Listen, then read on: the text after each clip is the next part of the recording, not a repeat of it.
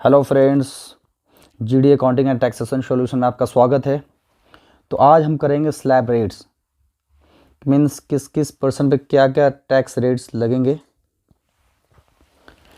तो सबसे पहली बात हम देखते हैं, individual not opting for the provision of section 115 BAC। Section 115 BAC क्या है? ये इसके लिए अलग स्लैब रेट है जो कि ऑप्शनल है। आपके ऑप्शन से लें आपकी मर्जी, ना लें आपकी मर्जी। सेक्शन 115 सेक्शन 115 BAC ये अलग सेक्शन है, इसमें स्लैब रेट अलग हैं जो कि हम इसके बाद पढ़ेंगे। तो सबसे पहली बात, इंडिविजुअल जो सेक्शन 115 BAC ऑप्ट नहीं करता है उस इंडिविजुअल के लिए टैक्स रेट क्या होगा? तो up to 250 means up to 2,50,000 nil tax rate होगा। ये उस इंडिविजुअल की बात कर रहा हूँ जिसकी एज 60 से कम है, मीन्स 60 ईयर्स से कम है, बिलो 60 ईयर्स। इंडिविजुअल जिसकी एज बिलो 60 ईयर्स है, मैं उसकी बात कर रहा हूँ। अप टू 2,50,000 नील, 2,50,000 से ज़्यादा 5 लाख तक 5%, 5 लाख से ज़्यादा 10 लाख तक 20%, 10 लाख से ज़्यादा 30%। और इंडिविजुअल जिसकी एज 60 से कम हो, below the age of 60 years, उसके लिए up to 2,50,000 nil tax rate, 2,50,000 से ज़्यादा up to 5 lakh 5%, more than 5 lakh up to 10 lakh 20%, more than 10 lakh 30%। ठीक है। अब जिनकी एज 60 से ज़्यादा है, सीनियर सिटीजन है, उनका स्लैब रेट क्या होगा? Up to 3 lakh tax rate nil, more than 3 lakh up to more than 3 lakh up to 5 lakh 5%, more than 5 lakh up to 10 lakh 20%, more than 10 lakh 30%। और जो सुपर सीनियर है, जो सुपर सीनियर सिटीजन है, मीन्स जिनकी एज 80 ईयर्स और मोर हो, 80 ईयर्स और मोर, उनके लिए टैक्स रेट क्या होगा? Up to 5 lakh nil tax rate, up to 5 lakh nil tax rate, more than 5 lakh up to 10 lakh 20%, more than 10 lakh 30%। लेकिन ये सीनियर सुपर सीनियर की जो बात मैंने करी है, ये सिर्फ एप्लीकेबल होगा रेजिडेंट इंडिविजुअल को, सिर्फ रेजिडेंट इंडिविजुअल को ही एप्लीकेबल होगा। अब हम बात करते हैं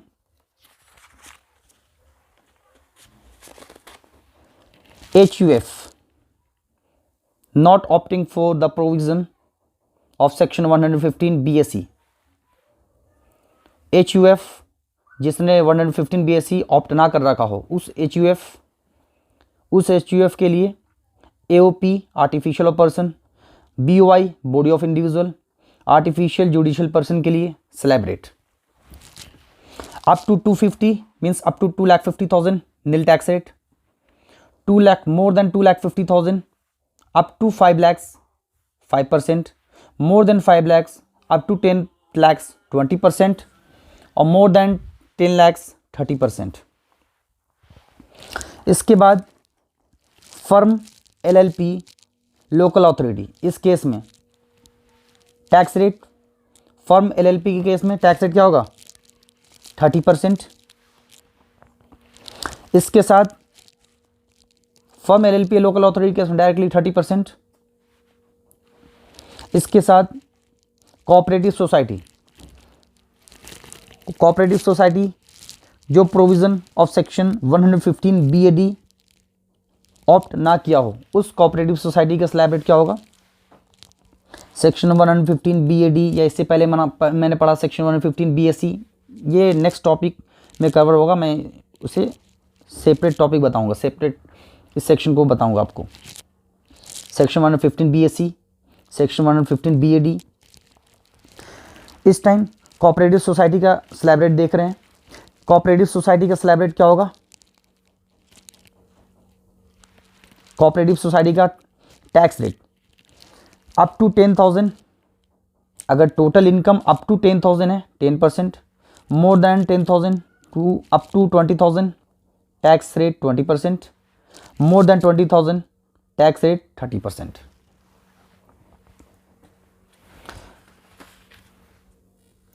अगर कंपनी की बात की जाए, company section 115 BAA, section 115 BAB अगर ऑप्ट नहीं की है तो उस कंपनी के लिए टैक्स रेट क्या होगा?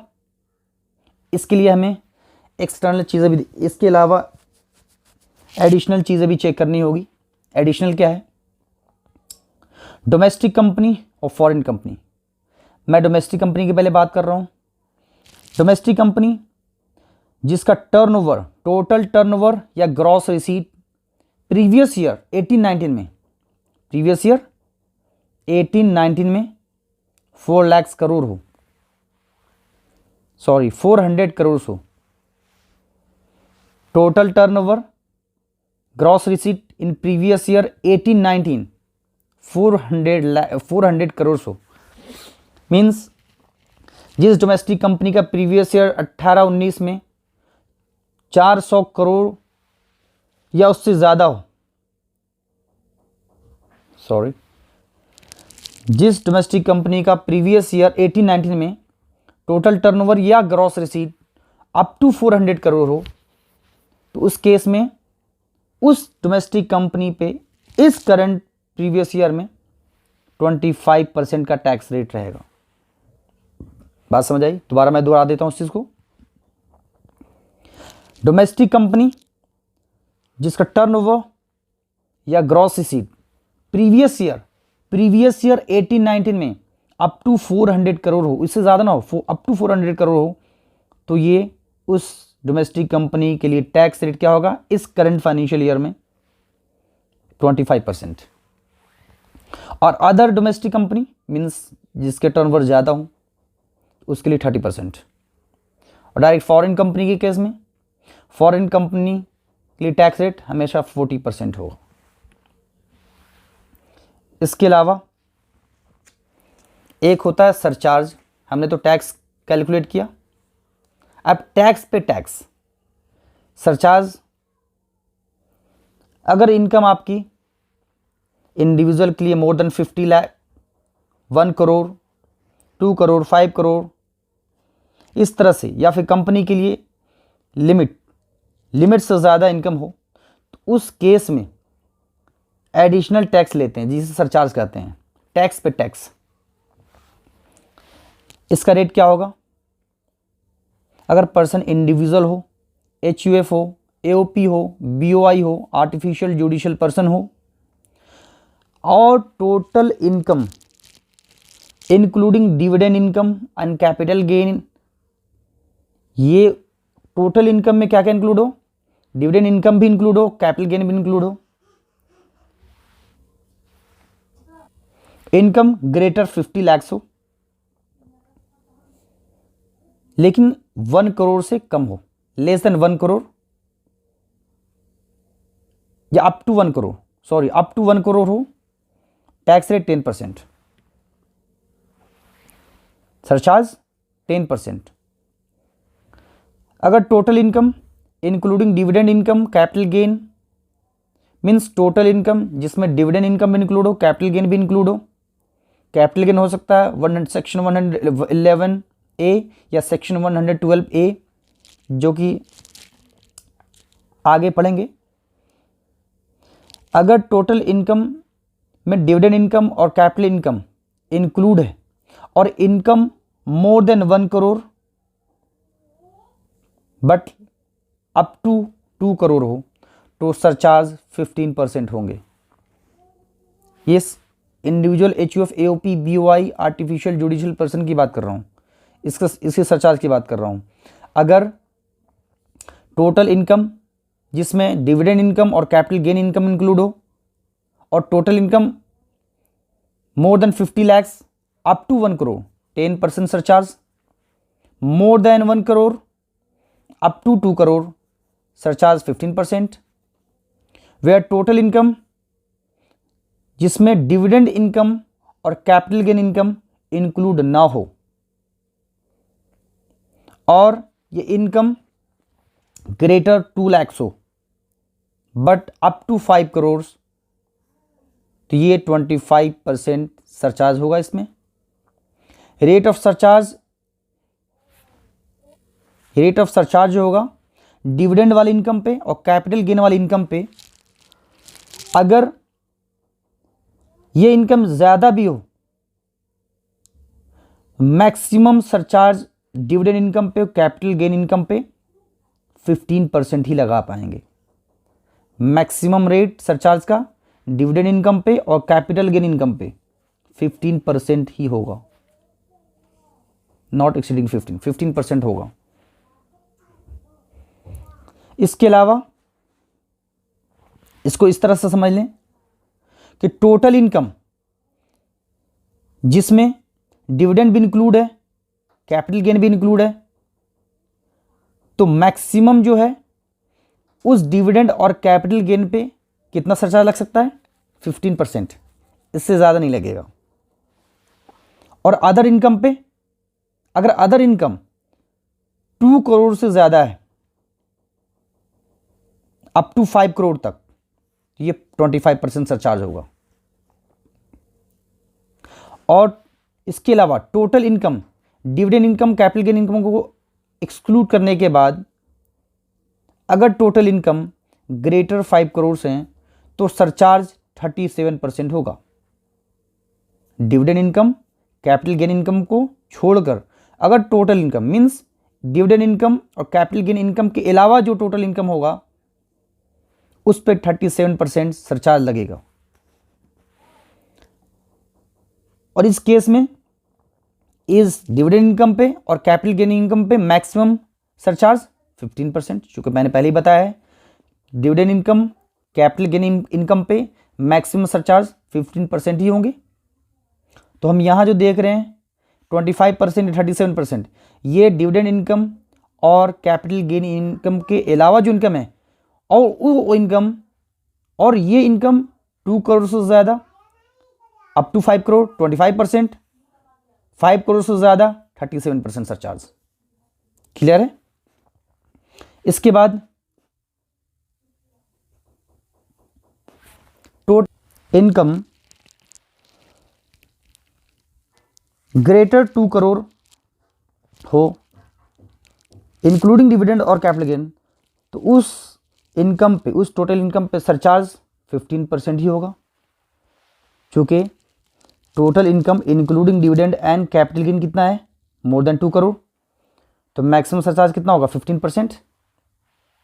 इसके बाद फर्म, LLP, फर्म या LLP means limited liability partnership, local authority, cooperative society, other than cooperative society opting for section 115 BAD, उस कोऑपरेटिव सोसाइटी छोड़कर जिसने सेक्शन 115 BAD ले रखा हो उसे छोड़कर firm, LLP, local authority, cooperative society, अगर टोटल इनकम ग्रेटर 1 crore हो, 1 crore से ज़्यादा टोटल इनकम हो, तो surcharge 12%।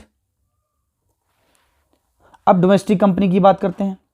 Domestic company other than a domestic company opting for section 115 BAA और सेक्शन 115 BAB, उस डोमेस्टिक कंपनी की बात कर रहे हैं जिस कंपनी ने सेक्शन 115 BAA और सेक्शन 115 BAB ऑप्ट ना किया हो, उस डोमेस्टिक कंपनी पे सरचार्ज का रेट क्या होगा?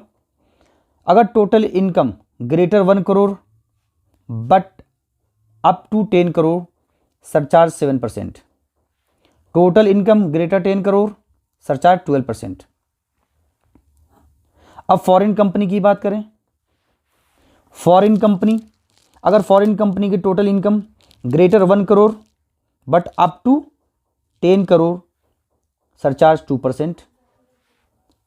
Foreign company total income greater 10 crore surcharge 5%. ये तो टैक्स रेट की बात मैंने किया. इसके अलावा रेट ऑफ टैक्स देखते हैं. अनडिस्क्लोज्ड सोर्स ऑफ इनकम, कोई ऐसी इनकम जिसका सोर्स डिस्क्लोज ही ना हो, उस पर क्या टैक्स रेट होगा?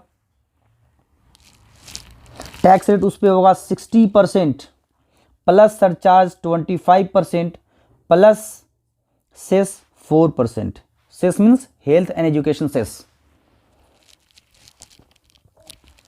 अब अनडिस्क्लोज्ड सोर्स ऑफ इनकम जो स्पेसिफाई किया गया है सेक्शन 115 में, इसमें क्या क्या चीज़ें हैं? एक तो कैश क्रेडिट है section 68, unexplained investment section 69, unexplained money section 69A, amount of investments not fully disclosed in the books of account section 69B, unexplained expenditure section 69C, amount borrowed or repaid on hundi section 69D. ये चीज़ें जिसका source disclose ही ना हो, तो इस income पे tax rate, total tax rate क्या होगा? 78%. 60 प्लस 25 प्लस 4 टोटल होने के बाद ये 78%, total tax rate 78%. Cash credit क्या है? बेसिकली कैश क्रेडिट मीन्स आपके पास डायरेक्टली कैश क्रेडिट हो चुका है और इस कैश का सोर्स नहीं पता. Cash credit. अनएक्सप्लेन्ड इन्वेस्टमेंट, आपने इन्वेस्टमेंट कर रखा है, इन्वेस्टमेंट आपका है लेकिन उसे आपने एक्सप्लेन नहीं किया कि ये इन्वेस्टमेंट मैंने कहां से किया है, किस सोर्स से मैंने किया है. अनएक्सप्लेन्ड मनी, ब्लैक मनी जिसे बोल सकते हैं, पैसे हैं लेकिन पता नहीं है पैसे कहां से आए, अनएक्सप्लेन्ड मनी. वैसे इन्वेस्टमेंट जो आपने फुल्ली डिस्क्लोज नहीं किया बुक्स ऑफ अकाउंट में, पूरी तरह डिस्क्लोज नहीं है, आपने इन्वेस्ट कर रखा है, तो जो डिस्क्लोज नहीं है इन्वेस्टमेंट, उस इन्वेस्टमेंट की बात कर रहा है, वो भी अनडिस्क्लोज सोर्स ऑफ इनकम है. इसके अलावा अनएक्सप्लेन्ड एक्सपेंडिचर मीन्स ऐसा एक्सपेंडिचर जिसको आपने एक्सप्लेन ही ना किया.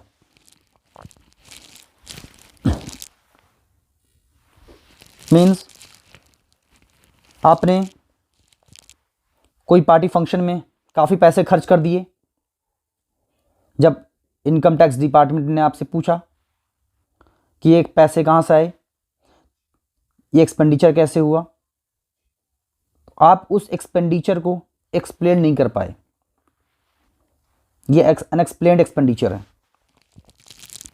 या कोई अमाउंट जो बोरो किया हो या रिपे किया हो हुंडी पे, ये सारी चीज़ें अनडिस्क्लोज्ड सोर्सेज ऑफ इनकम में आती हैं.